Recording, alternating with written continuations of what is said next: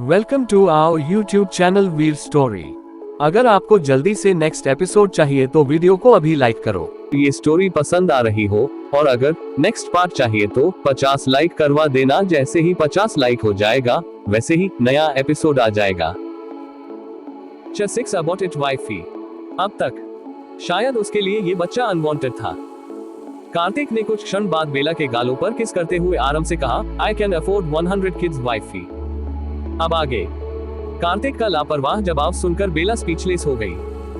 तो क्या अगर उसका पति 100 बच्चे पालना अफोर्ड कर सकता था, क्या वो उसके लिए 100 बच्चे पैदा करे? बेला ने धीरे से ठंडी आह भरी। बेशर्मी के क्षेत्र में उसके पति की कोई तुलना नहीं थी। ऊपर से उसके कम शब्द समुद्र की गहराई जितने अर्थ रखते थे।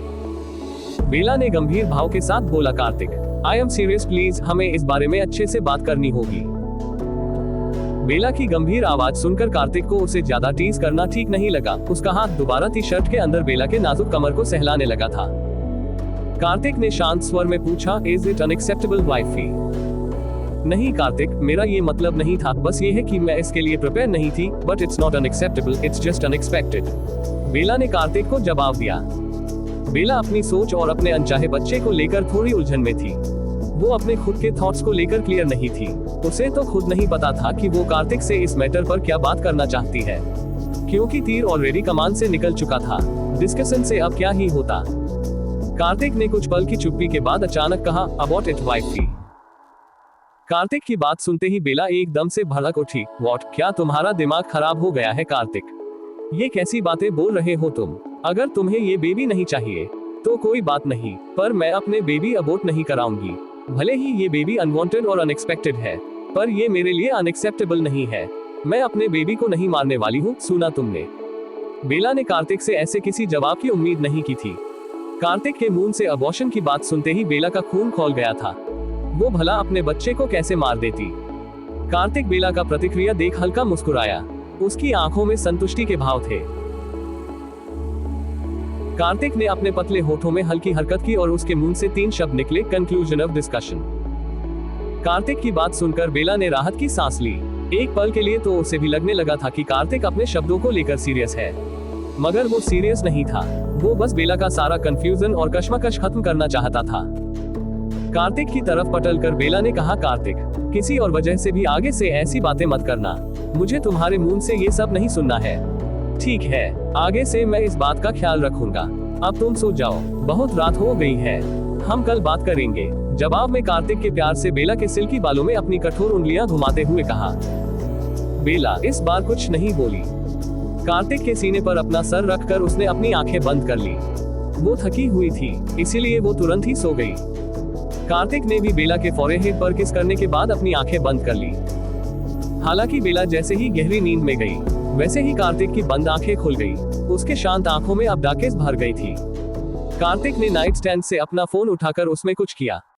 फिर उसने दोबारा बेला को अपनी बाहों में भरकर अपनी आंखें बंद कर ली। Richard mention. एमा अपने बेडरूम में आराम से सो रही थी। तभी अचानक कोई इंसान विंडो से कूदकर उसके रूम में दाखिल हुआ। उस इंसान के हाथ में गन थी। बेड के करीब आकार उस इंसान ने एमा को ऐसे घूरा जैसे वो उसके टुकड़े टुकड़े कर देना चाहता हो। हालांकि एमा उसकी उपस्थिति से बेखबर गहरी नींद में सो रही थी। उस इंसान ने झुककर एकदम से एमा का मुंह दबा दिया और अगले ही पल रूम में गोली चलने की आवाज गूंजी। हालांकि गन पर साइलेंसर लगे होने की वजह से गोली चलने की आवाज तेज नहीं थी। अगली सुबह गैलेक्सी मैंशन। कार्तिक की नींद खुली। उसने देखा बेला उसके बाहों में सुकून से सो रही है। सोते वक्त उसके चेहरे पर मासूमियत और ग्लो था। हालांकि हकीकत में मासूम तो वो बिल्कुल नहीं थी। कार्तिक ने बेला को नहीं जगाया। वो शांति से बेला को देखने लगा। देखते ही देखते सेकंड्स मिनट में बदले और मिनट घंटे में बदल गए। कार्तिक चुपचाप बेड से केहूनी टिका कर बेला को देख रहा था, जो कि अब तक सो रही थी। कार्तिक घंटों नहीं सालों तक अपनी बीवी को ऐसे देखता रह सकता था। कल की वीकनेस की वजह से बेला का भी शायद उठने का मन नहीं कर रहा था। ऊपर से अभी ज्यादा देर नहीं हुई थी। बाहर अब भी हल्का हल्का अंधेरा छाया हुआ था। घंटों बेला को देखने के बाद कार्तिक बिस्तर से उठा। उसने बेला के फोरहेड और पेट पर बारी बारी से किस किया और फिर वो जिम चला गया। कार्तिक जब जिम से वापस आया तब उसने देखा बेला बेड पर बैठी अपना माथा मसल रही है। कार्तिक शर्टलेस था। उसके वी शेप्ड 8 पैक एब्स से पसीने की बूंदें टपक रही थी। माथे पर बिखरे उसके हल्के भीगे छोटे बाल उसे बेहद ही चार्मिंग और क्यूट लुक दे रही थी। कार्तिक ने टॉवल से अपना पसीना पोंछते हुए पूछा, मॉर्निंग सिकनेस वाइफी? जवाब में बेला ने बेड से उठते हुए कहा, मम 2-3 दिनों से है। पहले मैंने इस पर ज्यादा ध्यान नहीं दिया था क्योंकि कल परसों तक ज्यादा प्रॉब्लम नहीं थी, मगर आज थोड़ी ज्यादा प्रॉब्लम हो रही है। बहुत ज्यादा हेडेक है, सर फटा जा रहा है मेरा। बेला की बात सुनकर कार्तिक ने टॉवल काउच पर फेंकने के बाद बेला की तरफ अपना कदम बढ़ा दिया। बेला का सुंदर चेहरा सर दर्द की वजह से हल्का फीका पड़ गया था। थोड़ी देर पहले उसे वॉमिट भी हुई थी। बेला के करीब आकर कार्तिक ने पूछा, क्या तुम फ्रेश हो गई? हाँ, अबे थोड़ी देर पहले ही हुई हूँ। ठीक है, चलो मैं तुम्हें हेड मसाज देता हूँ, साथ में एक कॉफी पियोगी तो सारा हेडेक खत्म हो जाएगा, कार्तिक ने कहा, जिसे सुनते ही बेला के होठों पर हल्की मुस्कान आ गई। उसके गालों पर पड़ने वाले क्यूट डिंपल किसी मर्द को क्या, औरतों को भी अपनी तरफ आकृष्ट कर सकती थी और उन्हें अपने प्यार में पागल कर सकती थी। कार्तिक बेला की कलाई पकड़ उसे बालकनी में ले आया। वहां बेला काउच के पास फर्श पर बैठ गई, जिस पर मोटी कारपेट बिछी हुई थी। कार्तिक बेला पीछे काउच पर बैठ गया और सर्वेंट को कॉफी लाने का ऑर्डर देने के बाद कार्तिक बेला के बालों में मसाज देने लगा। कुछ मिनट बाद सर्वेंट वहां कॉफी लेकर आए और उन दोनों को कॉफी देने के बाद वहां से तुरंत ही चली गई। पहले कुछ मिनट तक कार्तिक नॉर्मली बेला का बाल सहला रहा था, मगर कुछ मिनट बाद कार्तिक बेला को ऑयल मसाज देने लगा, जिससे बेला को बहुत अच्छा महसूस हो रहा था। उसे नहीं पता था कैसे, मगर उसके क्रूर पति की मसाज स्किल्स काफी अच्छी थी। वो जो काम करता था उसमें एक्सपर्ट बन जाता था। कार्तिक बड़े ध्यान से बेला को मसाज दे रहा था, तभी उसके फोन का नोटिफिकेशन बेल रिंग हुआ।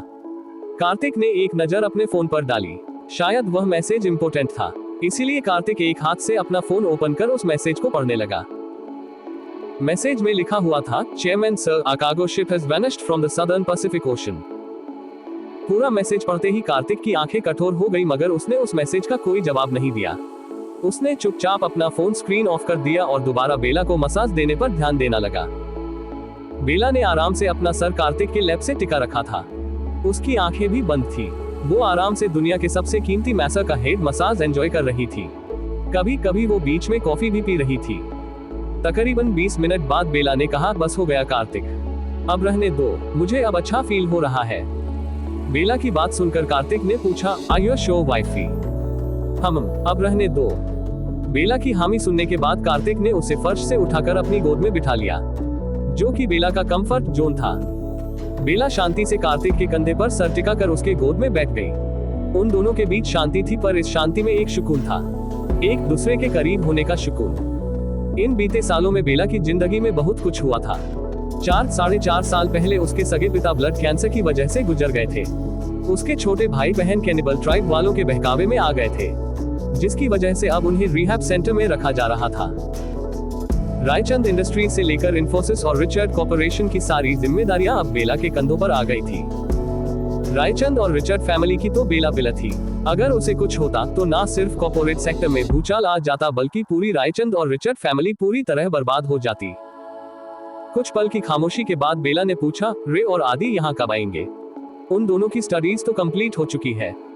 रे और आदि बेला और कार्तिक के बेटे थे। वो दोनों ट्विंस थे।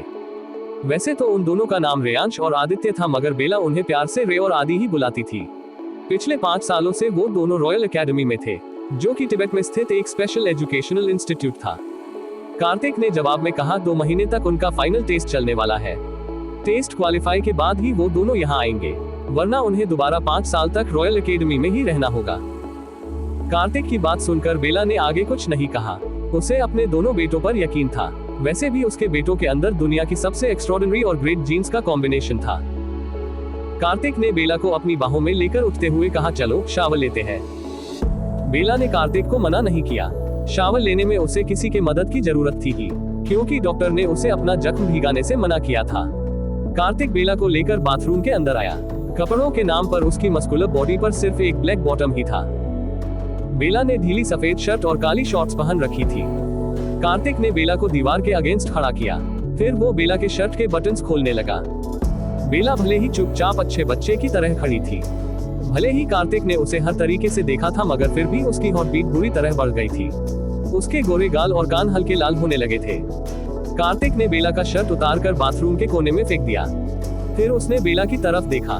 जिसका छोटा सा सुंदर चेहरा सुर्ख लाल हो गया था। बेला का शाय रिएक्शन देखने के बाद कार्तिक खुद पर कंट्रोल नहीं कर पाया और आगे बढ़कर बेला को पैशनेटली किस करने लगा। उसके दोनों हाथ बेला को कमर में लिपटे हुए थे। फिलहाल बेला की कमर कार्तिक के एक हाथ में ही समा जाने लायक थी।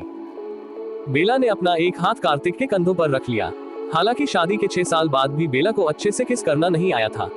वो बस कार्तिक और उसकी मूवमेंट्स को फील कर रही थी, जिससे उसके शरीर में सिहरन पैदा हो रही थी। तकरीबन 1 घंटा बाद कार्तिक और बेला बाथरूम से बाहर आए। बेला ने ग्रे बाथरोब पहन रखा था और कार्तिक ने अपनी कमर पर एक सफेद टॉवल लपेट रखा था। रूम में नाइट स्टैंड पर रखा कार्तिक का फोन ना जाने कब से रिंग हो रहा था। कार्तिक ने सबसे पहले फोन उठाकर कॉल रिसीव किया।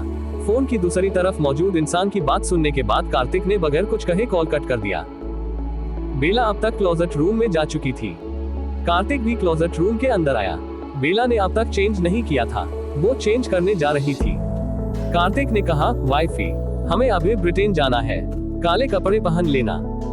कार्तिक की बात सुनते ही बेला ने कंफ्यूजन में पूछा, हम अचानक ब्रिटेन क्यों जा रहे हैं और ये काले कपड़े? कार्तिक ने बेला को बात पूरी होने से पहले ही बिना भाव के कहा, नानी माज नुमो। कार्तिक की बात सुनते ही कपड़े निकालते बेला के हाथ रुक गए। कार्तिक की नानी माँ ब्रिटेन की महारानी थी। किसने मारा एमा को गोली? क्या कार्तिक जान पाएगा कार्गो शिप गायब होने की वजह? जानने के लिए टू बी कंटिन्यूड।